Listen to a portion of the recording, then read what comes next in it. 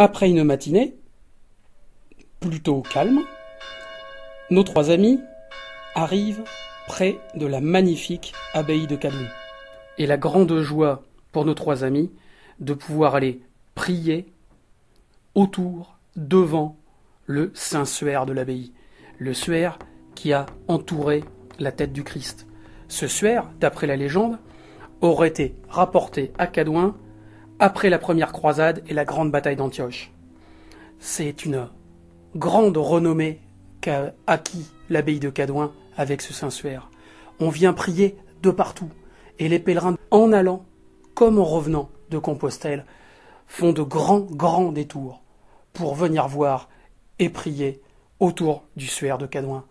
Nos trois amis sont très contents, enfin quelque chose qui les rassure.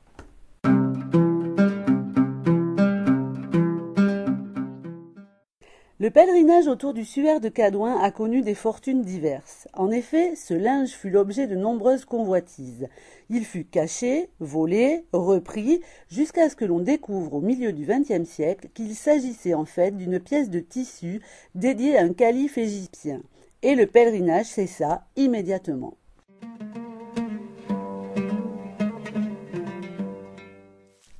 Nos trois amis, après encore une longue nuit, puis une matinée de marche, arrivent à Saint-Avit. La légende de Saint-Avit, ils la connaissent. Tout le monde connaît l'histoire de ce petit Périgourdin qui fut enrôlé de force pour aller se battre dans l'armée des Visigoths, l'armée du roi Alaric. Alaric montait plein nord avec son armée pour bloquer l'avancée de Clovis, le roi des Francs. Ce fut une terrible bataille en 507 à Vouillers. Le pauvre Avit a été capturé dans la bataille.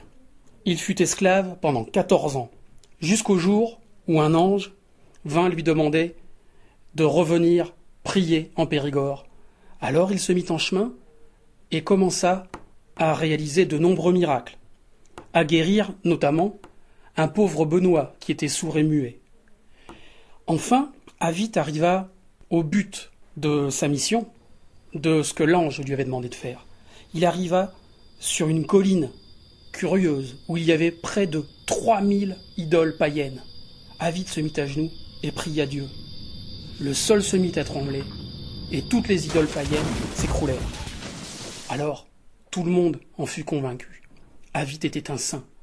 Saint Avit. Saint Avit, en évangélisant ce coin du Périgord, va acquérir rapidement une grande renommée. Tout le monde va l'appeler Seigneur Louchéniour, c'est-à-dire Saint Avit Seigneur.